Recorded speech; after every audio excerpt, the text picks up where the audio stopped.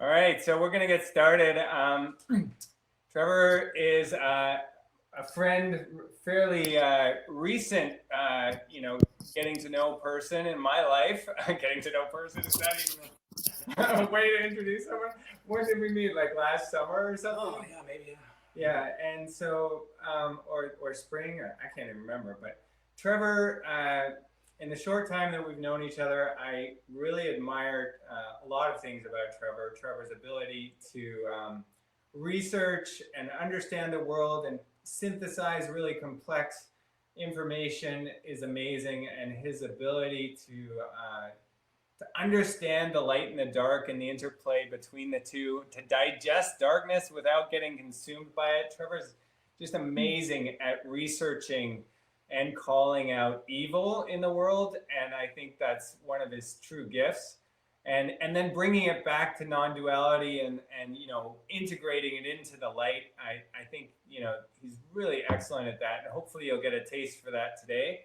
But I'll just let Trevor, if it's okay, you share a few words about yourself, and then we'll get started with diving into the material today. Yeah, well, good to be with everyone. It's hard to know where to start, at the beginning or back. But I'm a minister in the United Church of Canada. I studied philosophy for a long time. Did an undergraduate degree and a graduate degree in philosophy. Thought I was going to be a philosophy professor. I was a seeker throughout that whole period, spiritual seeker. Did everything, traveled to India, Buddhism, the whole thing. And then maybe we'll get into it later. Eventually found my way into a church at about age 35 for the first time in my life. Things started to move, and I was called to go into ministry. So now I'm currently a minister in the United Church, and I live here in the Comox Valley with my wife and 2 young kids. So. Right on. Cool. Oh, I was a chef for 20 years as well, and that's how I paid for all my schooling. Mm-hmm. Yeah, I've eaten Trevor's food, and it's excellent.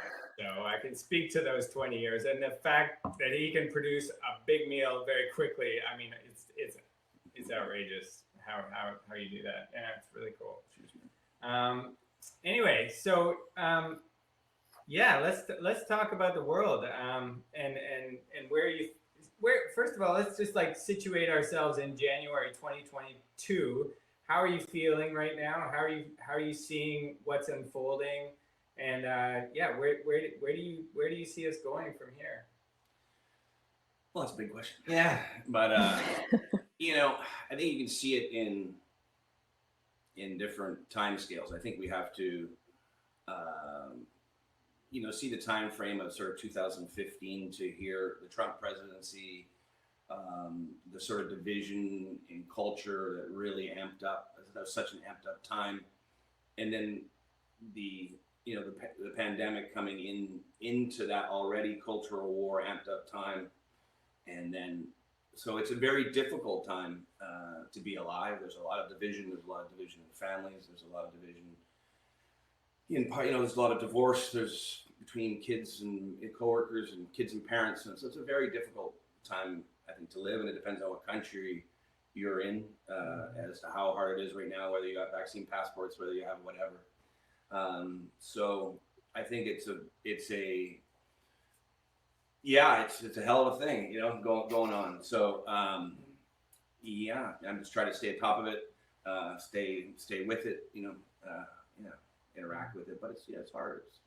It's not 2010, everything seemed or whatever, And so in this hard period of time, we've been talking a lot on the Light Action Gateway about how dark and light interplay, and how we keep calling in the light, moving towards the light, and hopefully coming out the other side into a more beautiful world, or where beauty is more recognized as the empowering truth that it is. Sure.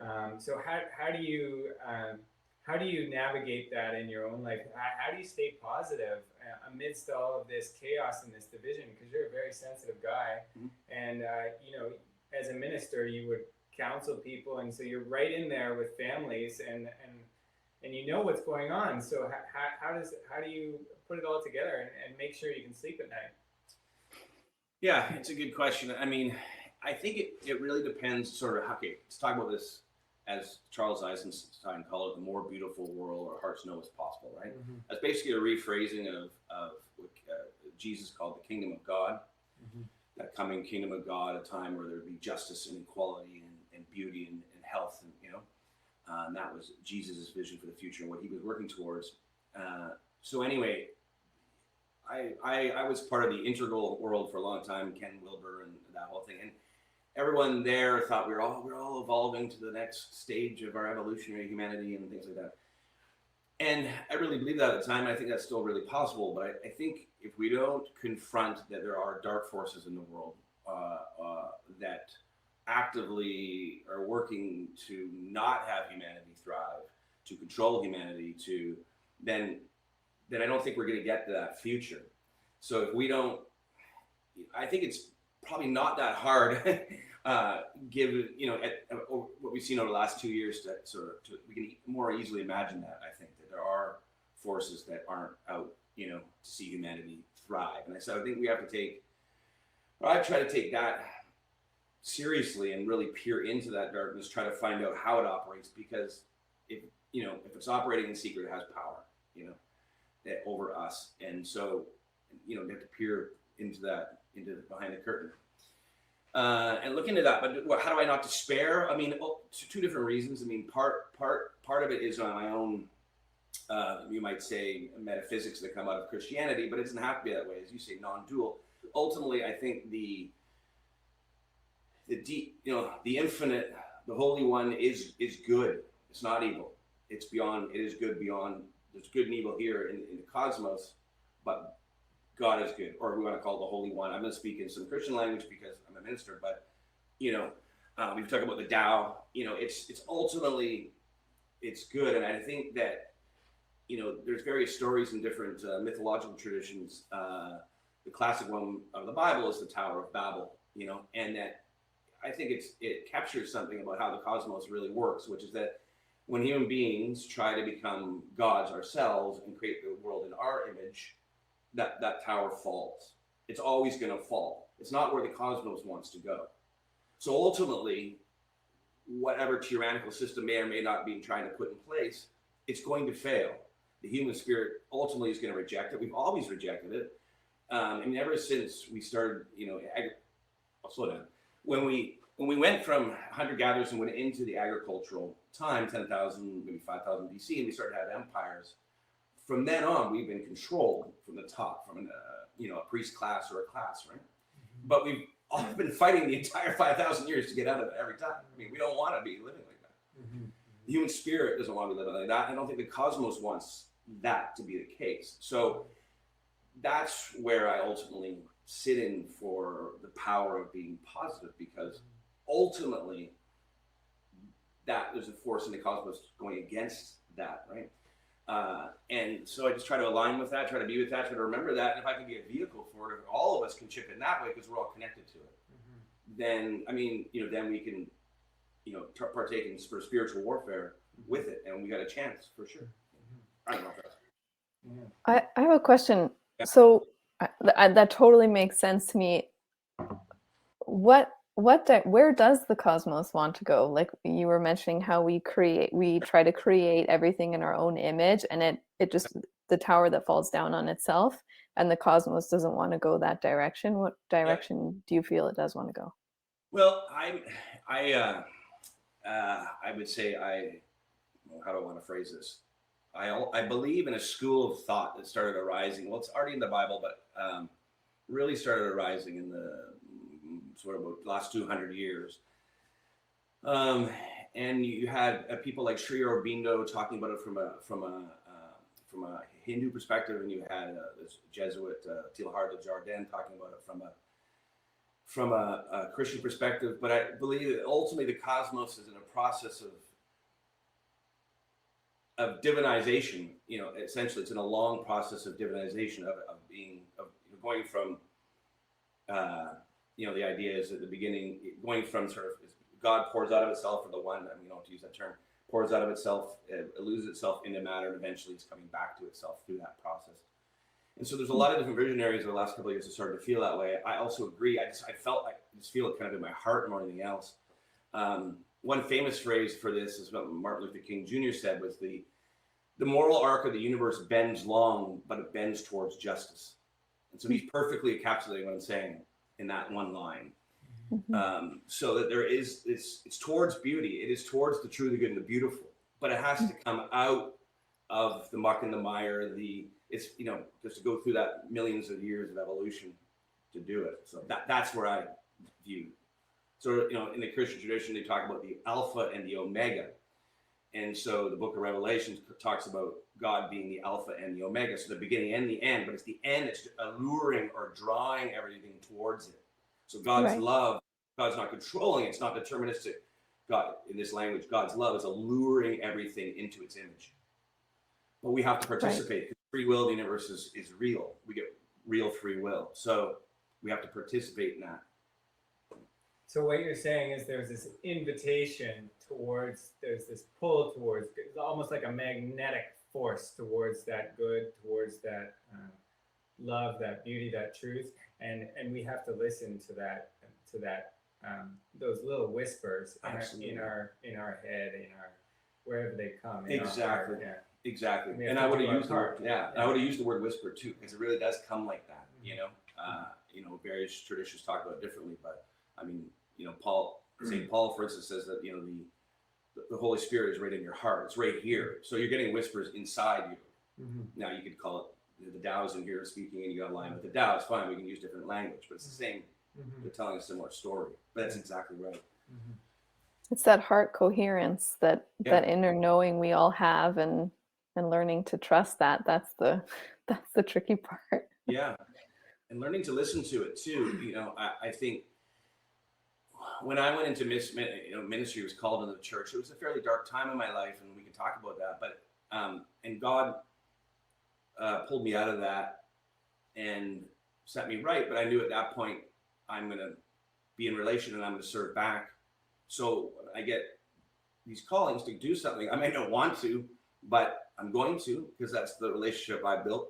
So what I've found is the more and more I do listen to that, that the more synchronicities happen in my life, the more things are just put right in front of me, boom, boom, boom, almost like I'm being fed the tools to do what I've been called to do. So it's maybe not going to be easy, but if you open yourself up, how's the AA phrases it? Turn our will over to a higher power. And we learn to turn our will over to a higher power. And of course, in AA, they say it's a higher power you understand. Doesn't matter what you're conceiving it is. But, stuff that starts to occur. You start to get called, And I love how you say it's not easy. It's the same as what we're talking about, diving into the darkness. It's not the path that necessarily is the one where you're like, great, this is a no-brainer. It's kind of, I think it brings up resistance within us to suffering, resistance to discomfort, to change. And I just love that you name that it's not easy, and it's not always going to be a walk in the park, but ultimately it brings to you that energy and synchronicity and being in the flow with life, which is a beautiful feeling. Yeah, no, for sure. I remember when I first started to learn about some of the darker things going on in the world, say like human trafficking or child trafficking, and starting to read into this area. I was pretty naive at the time, and I was like, again, I was on that spiritual path of the integral people. Yeah, we're all evolving, and it hurt. It really hurt. I felt like I had this sort of black goo on my soul for like 4 or 5 months. It just was like, oh my God, this stuff's happening in this world. But I am committed to the more beautiful world our hearts know is possible. So I'm like, okay, we're never going to get there if this is occurring underneath the scene.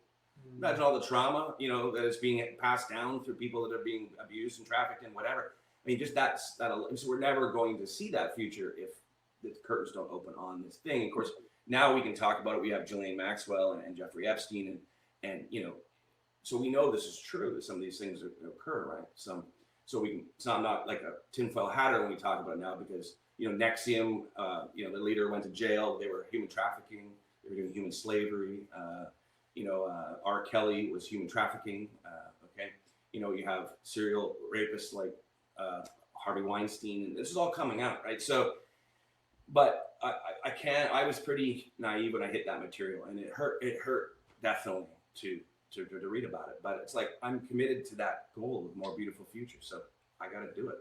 And eventually that pain went away, and it kind of now bounces off. There's just, I don't, it's not like I don't feel anything. No, it's awful, but that black goo part doesn't happen anymore. So I don't know. What would you say brought you to that place where, I guess, you're not necessarily, like, it sounds to me like you just trust more in your capacity to work through that. Is that what kind of brought you to the place where you weren't so impacted and you could look at it Yeah, I never more? really totally reflected on why the change. I think that part of it maybe is like a holy anger, there's a fierce commitment to justice here. There's I want to say I want to win that war, but it's not quite the right language. But it's a spiritual war. But I guess there's just a fierce commitment to that this shouldn't be happening, and that this shouldn't be happening to these people, and it needs to be exposed, and it needs to not happen. So that's part of it. I think also maybe I had a little, with going really deep the first time, there probably was a little initiation thing. I went into that underworld, but came out of it, and I just think, I don't know, I don't think I can articulate it today, but it doesn't really affect me. Recently I was going back into some of this material because I want to write a piece about it. And, that first day I went back into some of this material, I was like, all right, half hour's good. Yeah. Podcast. I'm like, okay, we're going to take a little break, do something else. So it's not easy, but it definitely gets, far, far easier. I don't know.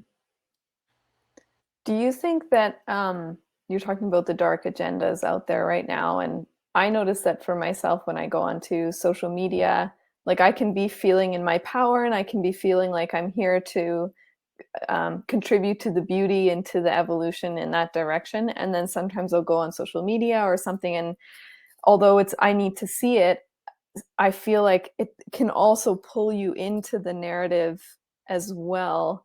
So it's like, where's that line, or how do you determine between what's trying to sap your energy and what you need to see to be able to transmute this or alchemize it? For sure. You can get into those places and be in deep despair, or it does, as you say, draw your energy out of you. I just try to balance it with nature, eating well, doing the things you still enjoy in life, making a meal with folks, conversation, meeting Keith, having a great conversation in a coffee shop, just still living rich life. I mean, before we talked today, I went for a long walk in the docks here in the Comox Valley. It's unbelievably stunning, but it's fully grounded. There's a seal, there's a couple ducks. I mean, it's just, so I try to balance it, I think, a lot with the healing power of nature, of the other world. And so just taking that stuff in bits, I still do a little prayer. I wish I did meditation. That'd be great. I exercise, so let's try to do those things. Yeah, those are important. I feel like I've been taking all the questions here. So Keith, if you have anything you want to lean into. That's great. I just wanted you to speak more to like this evil that is in the world, that you've exposed so well in your research. Like, what causes it? What allows it to persist? You mentioned it being under the veil or in secret, but how do people, if there's this pull towards the good, if there's this magnetic force that pulls us that way, like, how do people get so out of balance with that? Maybe you can hit on like some honeypots or some scenarios that people do to basically cause this trauma to be perpetuated. So I'm going to pull out and take a bigger frame, for a minute. So when we got to modernity, part of the modern mind, so this is post-enlightenment, rationality, all this kind of stuff. One of the things that the modern mind did was it got rid of a belief in evil. Okay, so evil was taken. Well, that's just old superstition. It doesn't, evil is a part of the cosmos, doesn't exist. That was a superstition. And what happened, especially to the left, the political left, was evil started to be seen as something just in the system. In the economic system is evil. The systems of our world, that's evil. But there's no such thing as evil. And I personally think this is a big mistake in that all Indigenous people forever, until now, believe that the world is populated. The spirit world is populated by both negative and dark forces and light forces. Okay, and so did we in the West until 200 years ago. And also, we just decided that no, there's no other realm. And most Indigenous cultures understand that there's black magic and there's white magic. There's the left-hand path and there's the right-hand path.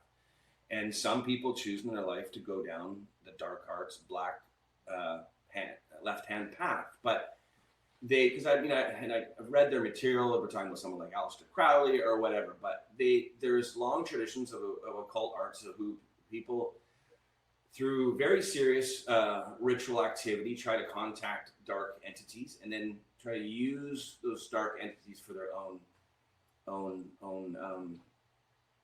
ends. Okay, and down in South America, they have I think it's called the Brujero tradition. It's kind of like witchcraft, but it's like these are sorcerers basically. They're like shamans, but they're sorcerers, and they fight each other and they send spells and the shit. I think it's all real. So I think this all needs to be reintegrated. I think one of the best podcasts to listen to reintegrate this stuff is Rune Soup with it was Gordon White on Rune Soup.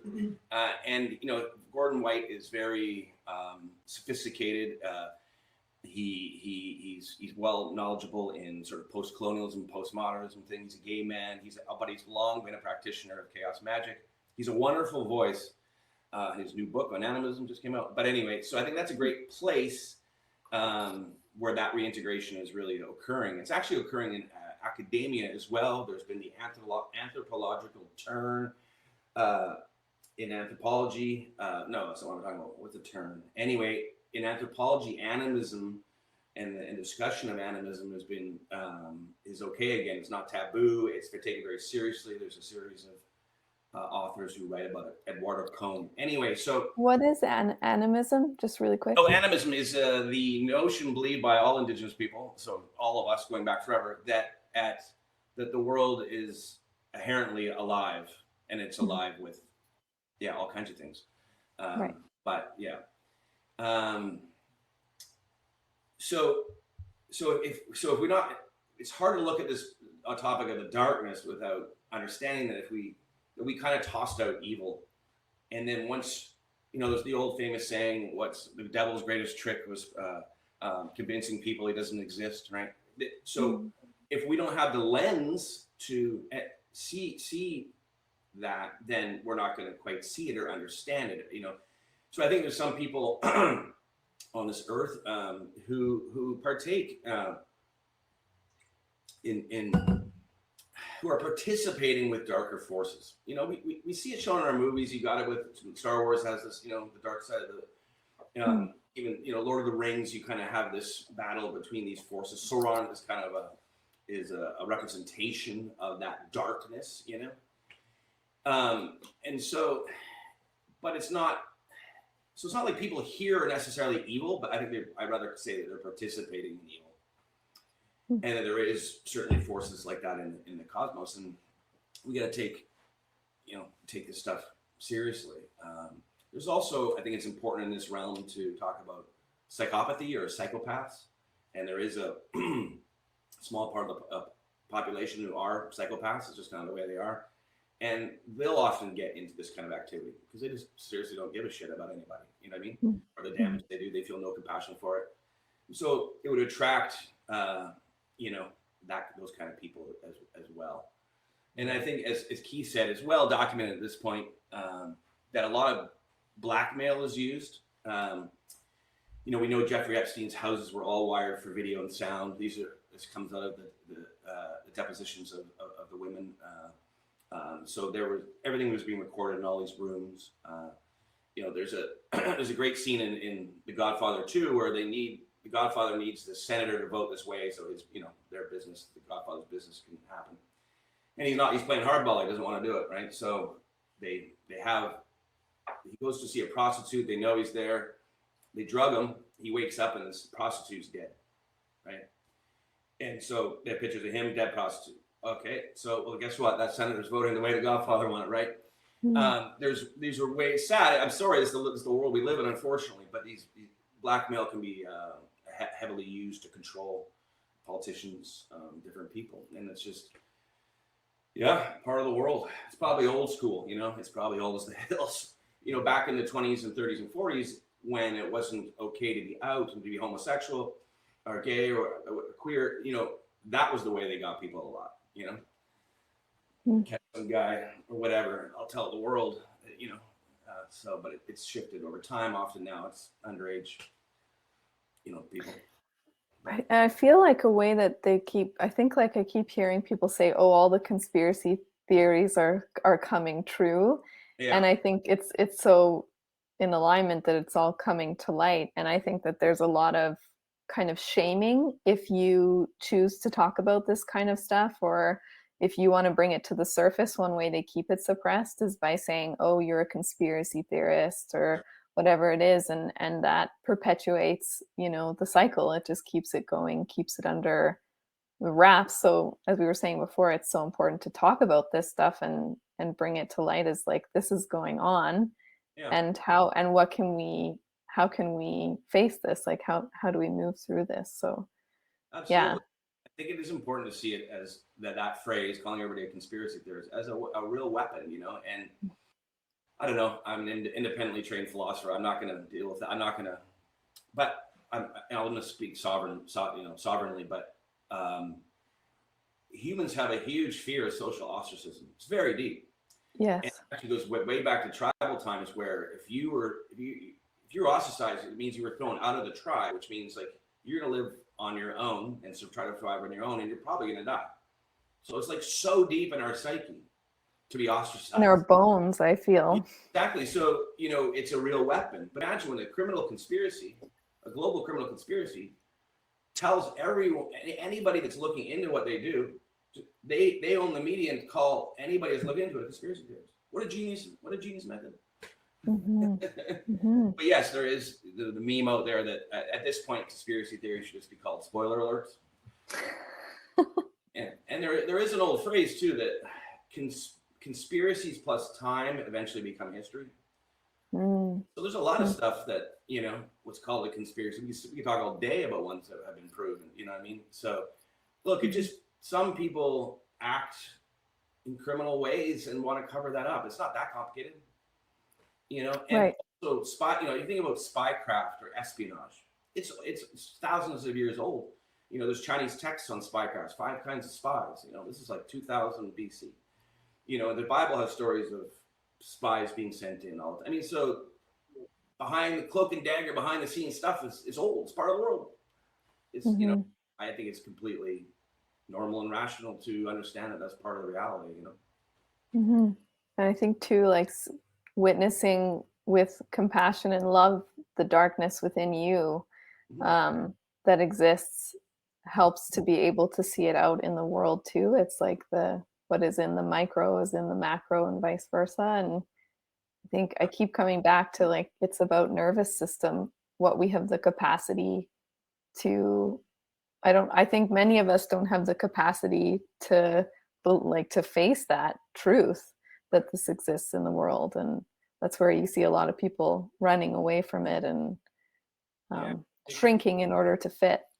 Right. And that's, we've talked a lot about how that's unintegrated darkness or shadow and results in projection of anger and shame outwards, when that's really what's the trauma base that's trying to be revealed and felt into in the body. So, by integrating those past traumas or ancestral traumas that, get passed on energetically and genetically, then we can align with the light more easily and project this darkness onto this divisive energy ultimately onto other less.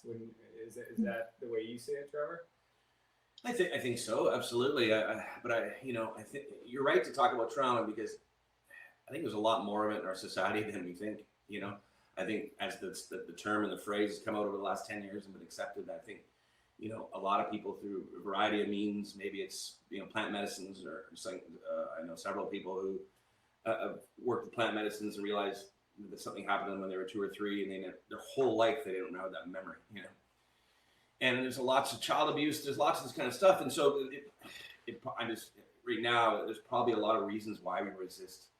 We were talking before the call, but I was a part of a lot of spiritual communities for a lot of years, and different spiritual teachers and retreats and everything. And it's like I look back now and I see a ton of spiritual bypassing. Basically, let's all hide in here and look good and be by the light, but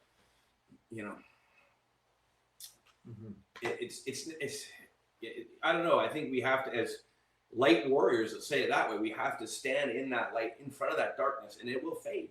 It does not have as much power. The Bible tells this truth. I think it's not like a truth of the cosmos, but when Jesus comes in the room, several times as pastors, he comes into a room and someone's in there that's possessed, and the demons inside start getting really agitated and freaked out just because Jesus entered the room, because they know who's more powerful, ultimately. So, dark will shrink in front of light. And so if we can sit there and shine our light right at it, it's going to fade. It doesn't have the truth. It's not the good, and it's not the beautiful. But we first have to be willing to get in the room with it. Yeah. Well put. So yeah, going back to conspiracy, you said we could talk about it all day, and we won't. But could you name just a few of those that have come to light, that are hard fact, that maybe everyone knows about already, but it's good to just reflect on how these things come out eventually. Yeah, I mean, I think I'll start with a couple. It's interesting to go outside of the political world, because we know now that, for instance, that the NFL knew for a long time that their players were getting these brain injuries, okay, and that they suppressed it and kept on going on anyway. And of course, it's come out, right?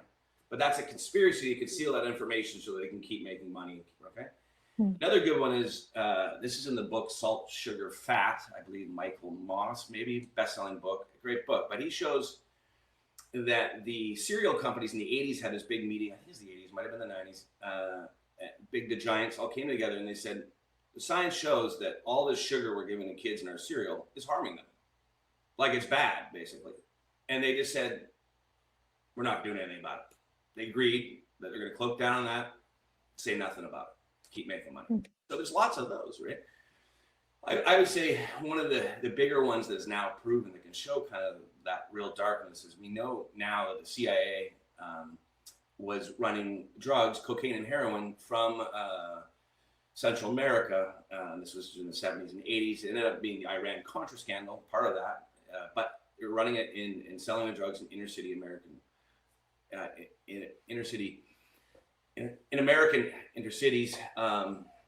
And this was to fund their different, they're called black ops projects, but projects no one's supposed to know about, including the Congress. They needed to fund that. They did it by sending cocaine, flooding these cities. You can watch an amazing documentary called Cocaine Cowboys about it coming into Miami and just destroying, the crime. But if you think about the suffering that happened in a lot of black communities, I've heard people talk about it, the dads in jail, mothers an addict,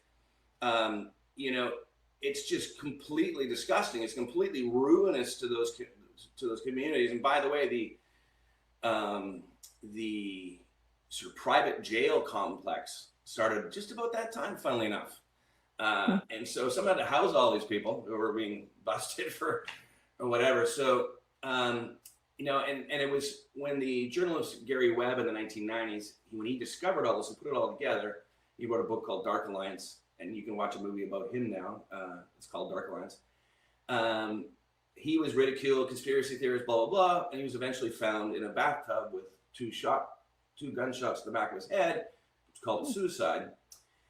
but it's admitted. Okay, 20 years after that death, it's admitted. And there's a movie 2 years ago with Tom Cruise, and it's called American Made, and he's the pilot, the main pilot. What was the guy's name? Barry Seal. Yeah, who was flying, doing a lot of the flying. So now that's on the record. It's on the record. The CIA did that. So, Wow. They're trying to advance. The CIA is trying to help, people advance their own geopolitical goals. They want to, maybe stop the expansion of socialist governments, whatever their goals are, and they're willing to do that to achieve their goal.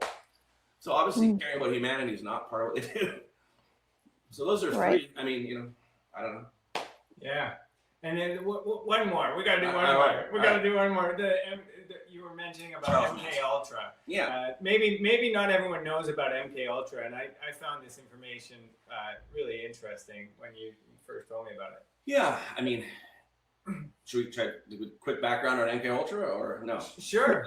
Yes, please. I have no idea. Okay, so actually just came across a great article from October 2021 in the Montreal Gazette, and they finally, for the longest time, there's been a blackout in this country because, let's start with MK Ultra. MK Ultra was a program run by the CIA. I think it was about 1952 to supposedly ended in 1973 when there was hearings about it. They called the Church Committee hearings in 1975. What they were doing, there was, I believe, 68 sub-projects, and it was 190 institutions were doing it. And they were trying to find a lot of things, but mind control, MK Ultra, basically they were trying to figure out the human psyche, how to control the psyche. They were trying to figure out, could you make a this is one of the more popularized ones, the movie The Manchurian Candidate. Can you make someone can you hypnotize someone and make them go do an act and then forget it? And so in all kinds of stuff, okay, they use LSD on people, all kinds of it was illegal. So some of this happened in Canada at the Allen Memorial Institute at McGill, and a guy named Dr. Ewan Cameron, he was doing it there. And it's just gross, brutal stuff. I mean, electroshock therapy, putting people in isolation for days. They're just breaking people, okay? So the story in 2019, just in October that I missed was there's some Mohawk mothers. There was supposed to be an expansion of that hospital at McGill, and these Mohawk mothers saying, no, we don't want you to do that until the ground's excavated, because they believe that there's a mass burial there of Native children, that Mohawk children were being used in this MK Ultra experimentation. So the CIA tried to destroy all its files when these committees, so 1973, it's like, okay, we're going to have, Congress is going to have to take a look at this stuff. They destroyed everything, okay, except 8 boxes that were later found like the basement of CIA place in Baltimore. So we have, that's what we're, it's those 8 boxes, thank God. And you can imagine what we don't know. In those boxes were all the financials, so we kind of know where it was all happening, whatever. I'll give you a quick bit of context, sorry, because it should be here, because in 1955, some soldiers were coming back from the Korean War, American soldiers, and they looked like they had been brainwashed. Well, they were totally shells in themselves, and they totally had, like, their captors had broken them, okay? And so that would have been Korean, probably with some, I don't know, it was Chinese or whatever help. But so the American and the CIA, they were like, okay, how is this done? Like, we're worried. They also partly why they wanted to learn, how can I teach our soldiers about the methods in case, they're a victim of this or whatever. But they ended up, I'll just leave it there. So how do we start? So this is, So there's a book that came out, I guess, last year, the year before. It's by Tom O'Neill. It's a New York Times bestseller. It's called Chaos, okay? And I think it's the CIA, Charles Manson, and the dark side of the 60s or something like that. Now, he's an investigative journalist. He's been working on this case for 20 years. I really recommend hearing him on a podcast interview. He was on Joe Rogan, and it was a good 3 hours. This guy's just hearing the story of this 20 years of research. But what he unpacks, and he's found secret documents that were hidden until now. It's a fantastic story, but he's pretty much proven, although he lets the reader decide at the end, but he's pretty much proven that Charles Manson was an MK Ultra subject, and this was at the Vacaville prison in Kentucky, and actually in California, and that he was used by him and his crew were used by the CIA to basically tar and destroy the hippie movement, because he wasn't even a hippie anyway. But so that's some dark shit, right? There's this anti-war movement. There's this, all this energy, this, the flower power, all the music, and there's like, yeah, no, humanity, let's go, and then like, let's destroy that with these murders and say it's a bunch of hippies that did it. That's dark shit, but it's. Yeah. I'm glad we know, and I'm glad, that more and more people, with a book like that, bestseller, more and more people are starting to understand, what's been going on behind the scenes. Yeah, that reminds me of something. I don't know if it was in Aubrey Marcus's podcast recently that I was listening to, where they were talking about how when the hippie movement happened and it was gaining momentum, and it was this like awakening and all of these things, and then JFK got shot, and how I think someone's dad, I can't remember who, but the dad was talking to his son about this news, saying, yeah, at that moment I felt the shift. Yep. Like I felt that there was an ending to this movement, and that it hasn't come back up again. Yep. Potentially until now, which could be why there's also so much darkness surfacing now. I completely agree with your frame. I don't want to go too far. We don't want to go too far on this stuff, Dave, but you're completely right. I would really recommend folks go out and see Oliver Stone's brand new documentary called JFK Revisited. And he's now, after his movie, there's been, I guess, almost 28 years. And there's been a lot of documentation that's come out, a lot of FOIA requests, a lot of declassified information. It's really rich, and you will see, yes, I do believe personally that moment of JFK was a coup d'etat by a group that, has continued almost down to this day. And I do agree that is essentially similar to what the people we're dealing with now, unfortunately. And it's a group bent on total control, humanity. Yeah, so with that, I think we can dive a little bit into the current world. I was going to say, will we be able to put this on YouTube now? Well, yeah, absolutely. We'll keep it clean, but like when you were talking about the Korean War and the traumatized soldiers coming back, and then that initiating maybe, or being one of the justifications for this initiation of dark MK Ultra experimentation. It reminded me of the justification behind gain of function. That's, we got to study this because people might use it against us, and how insidious that sort of line of thinking is. And so just like a quick read on the unwinding of that narrative right now, if you have any comments on it. Of the pandemic and everything. Yeah, just a quick dive in there. Sure. It's hard. Oh, hang on. We've frozen. I'm just gonna jump off and jump on. Okay. Are you still seeing us, Katie? Yeah, you guys are. Whenever you've been frozen, you've been fine for us. But yeah, it bothers me. So we'll pop off. Right back. We'll just wait for them here. And again, always too, I don't think we've iterated this, but if you guys have any questions at any point, you can feel free to put them in the chat. And I think we'll probably have a Q&A at the end as well. So I'll tag those if you do. But it looks like they're coming back here. And also I want to say, if at any point throughout this conversation, we're talking a lot about the darkness, and we're talking a lot about that dark energy, if you feel, I know sometimes for me, I'm just talking to everybody here, but I know I can feel my nervous system come online, and can be that anxiety. So like, to just kind of, if you do feel anxious talking about the darkness, to just hold your body wherever you feel it and breathe into that space, and that can help just regulate the nervous system. Can you hear us again? Yep. You're all good. Okay, we're getting an echo again. I'm sorry to do this, but can you jump off and come back on? Anyways, yep. We'll get Trevor started on that question. Well, no, let's go with the riff here, because it's a pretty long, heavy piece.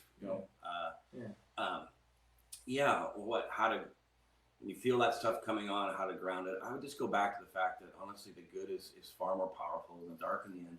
Mm-hmm. It really is. You know, a bully backs down to something that's standing in their power, you know, in their force. And you know, I ultimately, I'm a huge optimist. I'm a huge positivist. I think, you know, what's happening now is that sort of darkness has stepped out onto the stage, and it's all in front of our eyes, and we're like, whoa. But I think it's good because I think it's been living underneath us, sort of sapping our energy, sapping so much of our power for a long time. So this is a bit of a brouhaha, and that's okay. You know, it can be a powerful thing too. If we get on the other side of this, man, because, you know, another conspiracy is not actually, it's totally true. You can read a book called Hidden Energy, but there's forms of energy that are known that sort of the quote unquote deep state is holding back from humanity. That it's like 0 point energy and things that come out of the ether, come out of the cosmos. I mean, people have already developed, you know, machines and stuff that do this. So if the world on the other side of this could be absolutely amazing. And so it's just living through this and being spiritual warriors and fighting, holding our thing. So in that thing eventually will, you know, shrivel and die. But it's, you know, so back to the current moment, you know, with every wave of more coercion, when you know, when on the same night Macron and Trudeau and Biden go on TV and just demonize the unvaxxed and you know, they're scum, don't even chew, you know, and that shocks a new wave of people up. Whoa, like, you know, that's crazy. These people are like, I thought they were good people. Whatever, you know, I just think I've watched those numbers grow and grow and grow and grow and grow and grow, and you know, there's people resisting all around the world. Of course, that's blacked out on our media, but if you're on Telegram or wherever, you can see these protests are just it's unbelievable. So. Do you still want me to talk about where we are with this current situation? I mean, I don't know. We don't have to. I think you've covered it in the larger perspective, which is great, and we don't have to delve into the weeds, into the details. No. If you want to say anything no, else. no. I think, you know, the elite have written openly in their own books about the future that they want to see. Okay, I listen to this guy Jay Dyer, and he's done what he calls the globalist book series, and it's like 55 books he's done where he reads the books. This goes all the way back to say H.G. Wells, or all the way up to Klaus Schwab's books, Jacques Attali, who's called the Henry Kissinger of France, and he reads them chapter by chapter and just tells you what they're saying. And I'm like, they're like completely open about the future they want, and it is a technocracy. It is the social credit system that you see in China. They want that for the whole world. So, are we going to allow it? I don't think so. Are these guys preposterous maniacs? Totally. But, you know, they have a lot of weapons, and when you own much of the media, and when you use traumatizing, you know, when people are feeling in such a state of anxiety, fear, and you pump that. I mean, those are weapons that they're using. But I think a lot of people are breaking free of that. You know, it's terrifying, and we've never really experienced something like this. You know, so you know, that's why.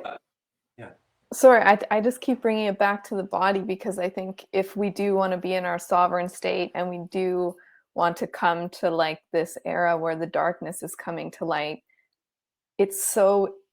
I just believe so deeply it's in the regulation of our nervous system. Because if we can allow ourselves in the moments where we feel the fear, when we're looking at the darkness, and we feel ourselves activate and come online, our nervous system activate and come online, if we can teach ourselves in our physical body, which I very much feel is the feminine energy, the divine feminine is in the body, it's in the earth, it's Mother Earth. So when we can ground and slow down and breathe into our body, feel our body, like you said before, exercise, get outside and be in nature, then we can kind of come back to the situation from that seat of the soul where we're grounded.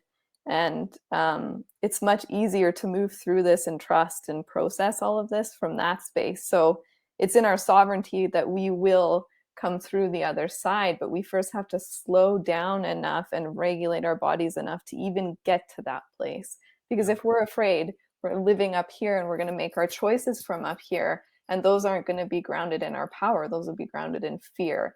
And so like on a daily basis, it's like nervous system regulation, nervous system, am I afraid? Where am I afraid? Hold my body in that space, breathe into that space, and then choose from there. I think that's like, I just think that's the key. Well said. Yeah. That was awesome. Yeah, it really was. And I'll say, I mean, I'm sure this community knows what I'm about to say, but I mean, when that fear arises and anxiety or whatever, our amygdala swells up and our rational thinking goes offline, and we start to make, decisions from a very old part of ourselves, that reptilian part of ourselves, fight, flight, and freeze. And so, yeah, everything you're saying is really deeply important, It's just simple, practical, what you can do like today, like on the ground, like that's the real work. And if, frequency and energy is a real thing. And so if you're regulating your nervous system, you're regulating your frequency, you're more aligned in that beauty and that light energy, you're doing your job, like you're playing your part. And it's not so big. I find it more digestible because this all feels so big right now, what's going on in the world. And it can put us into shutdown mode because we don't know what to do. And we need those practical, like human steps to help us digest. I agree. At least I do. No, oh, yeah, for sure. I mean, you saw the story of the woman the other day who was taking her son had COVID, and she took him to the hospital to get him tested in the trunk of the car because she didn't want to get him. I mean, think about where you're living if that's what you're doing to your own son, right? So, but to piggyback, I actually lost my train of thought after telling that story. No, what you're saying, grounding, I left it. I will let it come back. It'll come to you in like 2 minutes when you're not thinking about it. I got a question. You were talking earlier about dark magic and light magic. And one of the things that I'm fascinated by right now is re-owning or rediscovering the occult, if you will, from the perspective of bringing it to light. Like all of the numerology, all of the sacred geometry, all of the natural law, these things are practiced and known about in the Masonic world and in the spiritual world, in the in the religious places, but they're often hidden and protected and guarded as secrets. And so like numbers, like people get very superstitious or scared by numbers like 666 or something, and there's all this fear energy around these things that have been used for negative, dark reasons because of their power, because numbers do hold power, and incantations hold power. So how do you see that integration, bringing that knowledge back, re-owning that knowledge? And what could you speak to about, like, where could people find that, and how have you done it? And does that make sense? Oh yeah, totally. I think, unfortunately, my answer would be kind of what I said earlier a little bit. I mean, I think that one of the best places to go to is Gordon White's podcast, because he's going to have practitioners in all of these arts on. And I do, I'm with you. I mean, no, it's good. I just thinking sort of in the wider frame here. It's kind of what we talked about earlier too, about modernity throwing all those things out, right? And that allows people, but I think this stuff is all very real, and I'll also add that in the sort of 2005, 2013, that the skeptical movement was very strong, and they're the ones who got Rupert Sheldrake thrown off of TED Talk, whatever. It was so powerful. Anybody talking about anything like this was called woo and woo science, and and they were very rabid, and that sort of faded. So that's nice. It's where there's a turn towards opening up to this material. In terms of animism, Graham Harvey's a scholar a lot of people read. This Eduardo Kohn, Kohn, How to Forced Think is his book. Absolutely fascinating. So, and in terms of magic, in that realm, yeah. Again, I just have to go back to Gordon. I think just because he's, again, holding the space for all those different voices to come back online. Right on. But astrology, good quality astrology. Yeah. Just 2 shows ago, Gordon every 3-4 months has a guy, 3 months rather, a quarterly, Austin Kopic, and he's the astrologer. Yeah, and it's really like rich, so I think all that stuff's very important, why? Because also you can, the people who research this stuff, the elites use this stuff too. They'll do big events on a certain astrological day. They'll, they're already working with this realm. So like, we're bringing a knife to a sorcerer fight. That's like, we need to get. We need to have our understand. name. And what I think is so interesting is the left, and I come in, the United Church of Canada is very kind of left wing. People joke it's the NDP at prayer, but I didn't know that. Yeah. But we, people have just discarded all of this stuff, and so the Bible, you only read like certain passages, so any part that talks about demons or possession, or it's all, we'll scrap all that, but no, maybe that stuff's real, and Jesus had real powers in that way. There was a great book called, or a series of articles called Jesus the Shaman, and it's saying like Jesus had a lot of shamanic characters. Another book called Jesus the Magician, and that was a major theological text in about 1985. And this guy, Morton Smith, was looking at the magical traditions and saying Jesus he's a magus. I mean, so anyway, I think reintegrating this stuff, it'll be slow for people, especially people on that kind of real, that was the point I was trying to make about the left and the church. My own joke threw me off, but I just lost it again. The left, the church. Oh yeah, I can't remember, but it's all related. But anyhow, yeah. Well, I'll chime in and let you think for a minute. I think too, like it's that intuition that we forget that we came from this source energy, and encoded in us is already what we already know to an extent. There's always, you can learn things, and that's really good, but to not negate our own inner knowing, and to exercise and the muscle of our intuition so we can have more of a relationship with it and trust.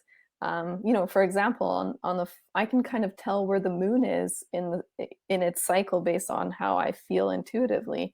And so there's that power within each of us. It's not reserved for people who are, it's not just reserved for people who are like Jesus or whatever. Like we're all come from the same place. And so absolutely, like that as a root, and then exploring it is a lot of fun, I think, once you allow yourself to do that, because as children, we lean that direction, toward the magical. And for sure, I think that's a natural way we are for a reason.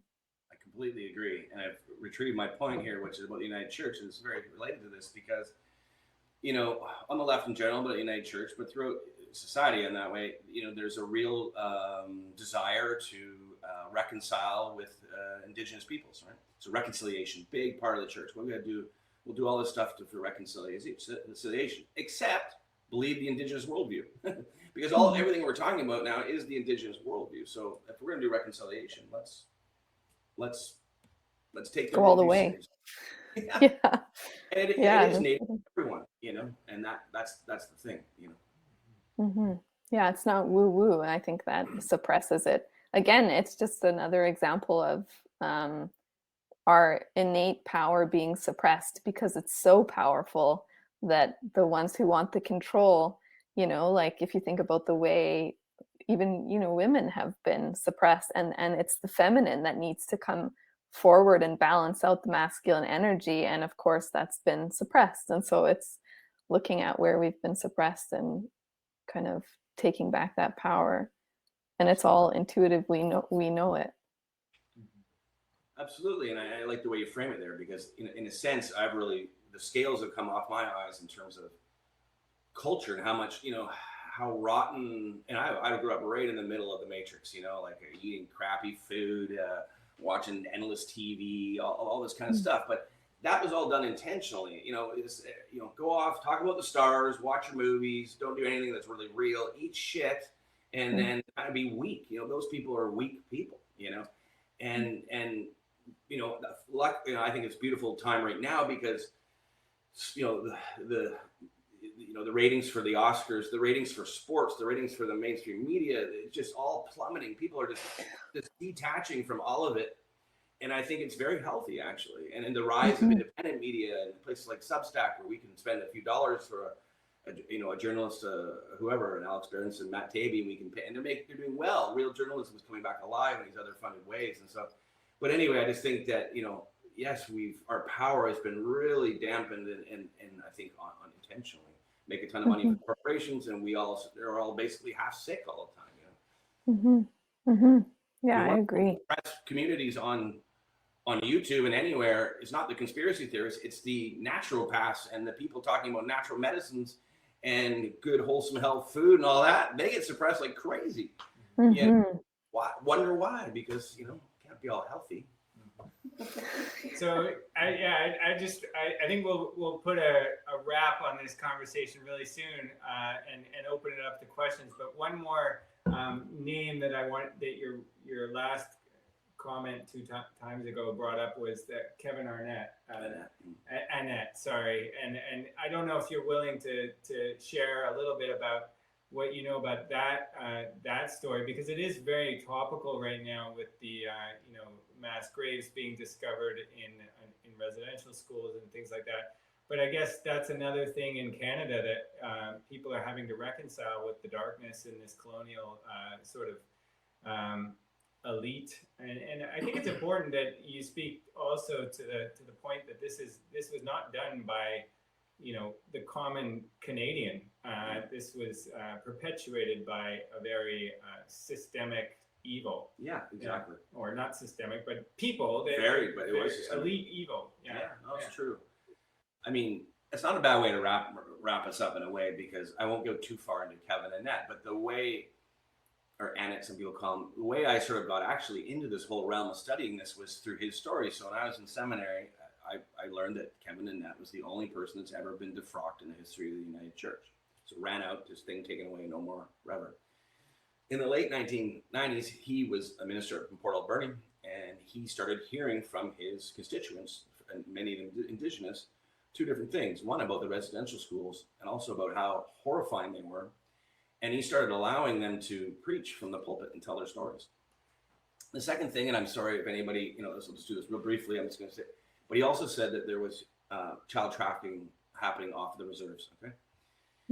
And he was run out of the church in as fast as possible. They called him mentally unstable, blah, blah, blah, how to get rid of this guy. And this isn't the church is full of kind of nice people, Anyway, so it interested me, his story, and why was there so much resistance? And then I moved into, other figures like Jimmy Savile, and so go back into that. That's what got me into that world. And where did you end up with that? Yes, that he was actually in the background, even today, of the school up in Kamloops, where they were doing where they found the mass grave there. He was in the background, and we actually have him to thank really for the knowing about the residential schools in the way we do, because the United Church had to scramble immediately, and they had lawyers in 1999 had all these meetings, because what are they going to say? Are they going to admit it? Are they going to apologize for it? Because legally, we took part in this, and we destroyed a lot of lives. So, and I know there's a guy named Reverend Brian Thorpe. He was teaching me church history, and he was there. He was part of the head body of the United Church that had to go through this period. So he told me literally how intense it was, and the lawyers and everything. But it's because of him that this got, now the government had to deal with it. And you can say what you want. A lot of people think Kevin is nuts or whatever. I don't know. I'm not even gonna, not nuts, but he's a whatever, tinfoil hat guy or whatever. But I do thank him for that effort.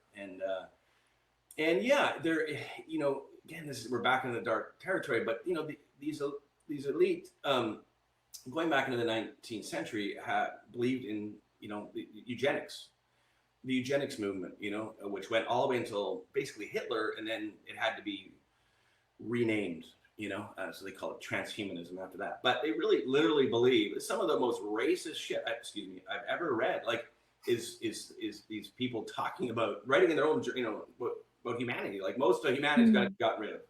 Like, these people, they're useless eaters, morons, like, and they just wanted to get rid. And so when they came to Canada, they did it really on purpose. They did a lot of these things on purpose. And I can't remember his name now. That doctor, it was 1907, and he sent out to look at these residential schools, and he writes by the government, and he writes back. I should know his name, but he writes back he writes a statement to the government. This is being done intentionally. Basically, he's saying this is genocide, and of course, acts there. So, what I didn't like about, or I was concerned about in our response to the mass graves, which, by the way, Kevin Annette has been saying for 20 years, that all of a sudden every Canadian should be shamed about it.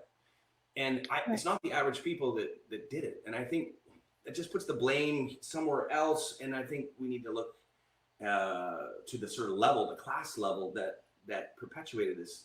And focus it at the source. Yeah, exactly. Like, we should be mad up here rather than sit in shame for something that we didn't even do, or probably 99% of people never do that. I think it's disgusting. That's why it's so painful to look at, My thing is that we don't go far enough. If we really want to be on the side of this healing and reconciliation with Indigenous people, which I do, is like, no, we need to go deeper into how bad it was, I mean, it was only after Truth and Reconciliation Commission in whatever 2016, it was just called a cultural genocide. I'm like, this is bullshit. Call it what it is. It's genocide. You know what I mean? They're still trying to whitewash it off a little bit. I was like, no, man. Anyway, and there's plenty of Indigenous bands are getting screwed over now in the courts, still that same crown. And so, if we want justice, let's go all the way. I mean, yeah, there's so much healing that can be had in witnessing and being witnessed for, like, what actually happened and being fully seen. Yes. I think that's so important. Katie, you've frozen on our screen. Would you mind one more time jumping off? I got to get a new computer, but clearly that's the message here. I need a faster machine. But while she's doing that, I just open it up to questions. I want to thank you, Trevor, for this amazing download of information. It's just the mind on this guy is just incredible. It's like, I feel like we barely scratched the surface here. Scratch the surface, but I mean, that gives us a taste. I get to have coffee with this guy, once a month or a couple times a month and dive deeper. But I think some of these podcasts that have been mentioned, Rune Soup being one of them, I've started to check out, and there's really good information that, again, Trevor's really amazing at discerning the quality information in this realm from the junk. And there is a lot of junk out there. So can I mention one more podcast too in that area? Where Did the Road Go? And it's probably, Where Did the Road Go is probably the most sophisticated investigation where people are investigating the paranormal and mostly the paranormal, but the occult and the magic in all these realms. And it's really multidisciplinary, it's skeptical at times, but that's a fantastic resource too. But I just want to say, hey, thank you, Keith. I hope for people listening, I'm sorry if that was all really disturbing, but Keith asked me to talk about it, so it's all Keith's fault. I think we're gonna win. We gotta fight. Yeah, we are gonna win. Absolutely, light will prevail, and beauty will prevail. And I've just been, personally been feeling a lot of that lately, but a lot of grief too, and just how difficult this year is going to be on that level, and just really trying to stay true to what Katie was saying, like processing the grief through my body so that I can surrender back into my heart. And I hope that all of you are doing the same as we go through these waves of oncoming information and evolve into the light together. So let's just open it up. Are there any questions out there? Does anyone want to say hello, or are you still there? I think we got 17 people still online or so. So any anyone have anything to say? Oh my God. We can Or are pick you up. just in shock? I can remember, just as an aside, like while people are coming to that, I didn't go down, like I knew a little bit about it, but I didn't go down the child sex trafficking rabbit hole until last January, and I was shocked, trauma Yeah. shocked. I went into like a freeze state for several weeks, and I had to call up mentors and somatic therapists and remedy here, remedy there.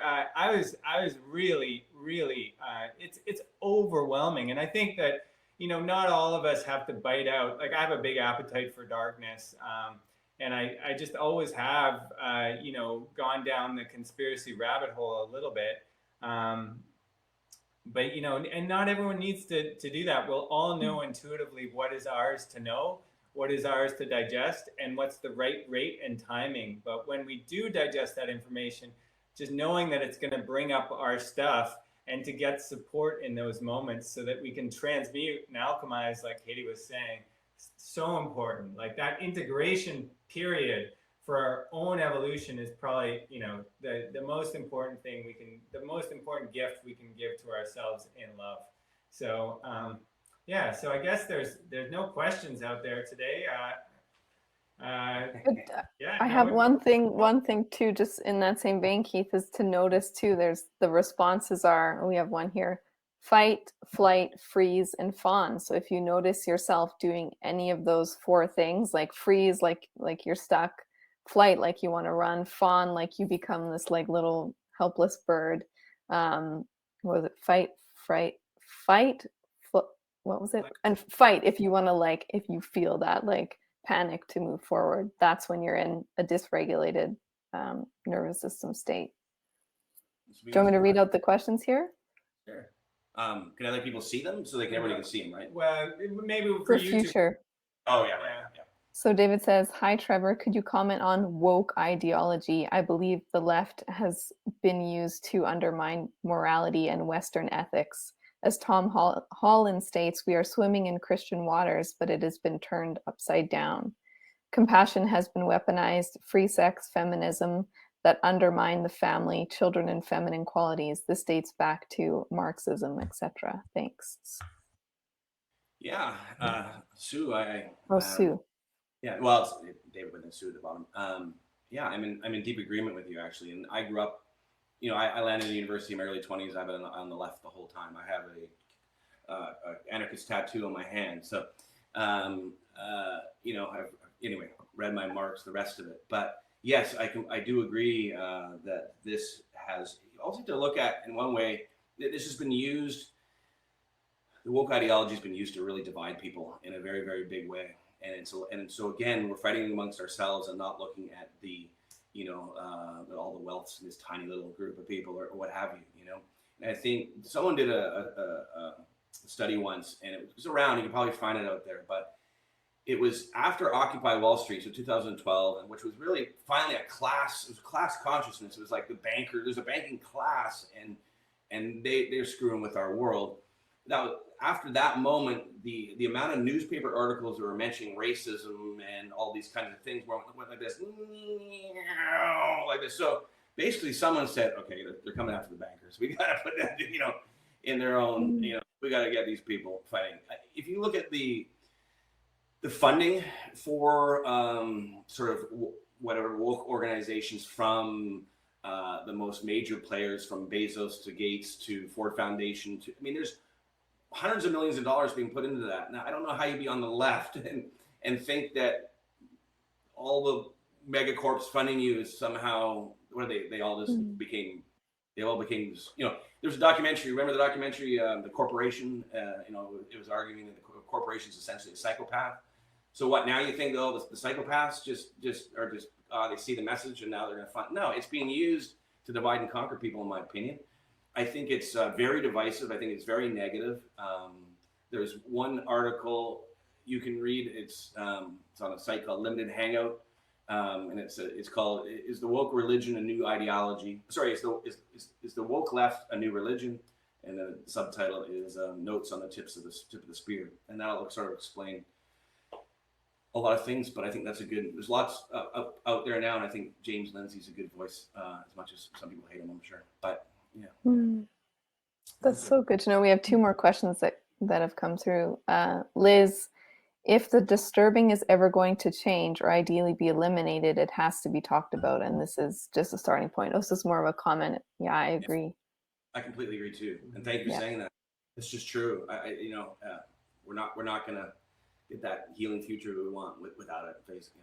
Yeah. And even if you can just talk about it with another person, if that's your level of safety for what you can hold, like Keith, you were talking about taking a bite out of the darkness, then that's good. Then that's fine too. Sandy asks, how do you feel about bringing children into the world during this chaotic time of darkness and light? It's a great question. And I think honestly, my life would be a lot easier if I didn't have my two kids, because I'm, I am scared for them in their future, because I have them to think about. It's like, okay, if I ended up in some camp somewhere or whatever, and who knows? I mean, that's fine. I can take the suffering, but like that they're here with me, and so I don't know. Their dad's fighting hard for that more beautiful future. So, it's try to give them as much love as possible. We try not to bring the news into their world. So this is what I was taught by someone, but yeah, to a certain age, they're 6 and 4. So just try not to let that part of the world get in, try to keep it about nature, about learning how to, throw a baseball, jump around, whatever. So just try to keep that kid world there and sort of seal them off a bit. But I let them know that there's bad people in the world, and that there's a real struggle. I mean, my son is 6. We watch Star Wars. You can try to speak through that language a little bit, right? No, it's real. It's real in us too. But to answer your question, ultimately, yeah, it's a little scary, but there you go. And if this more beautiful world, like this 0 point energy and all this stuff that's been suppressed comes out, like we're moving towards something that is so gorgeous that our kids could have, a future like we never experienced. I just got the chills when you said that. That's yeah. So I think that's true. Be, passing through the needle of darkness into this amazing future for our children, and I hold that prayer all day, every day. Absolutely. Mm-hmm. Yeah, they're going to be so lucky. Thank you, everyone, for being here. Thank you, Trevor. Yeah. Thank you, Katie, as always. And thank you, guys. We'll see you next week for the regularly monthly Light Action Gateway. And I just hope that you're all doing well and keep shining your light. Yeah, hold that pillar. Okay, take good care. Bye, everyone. Bye.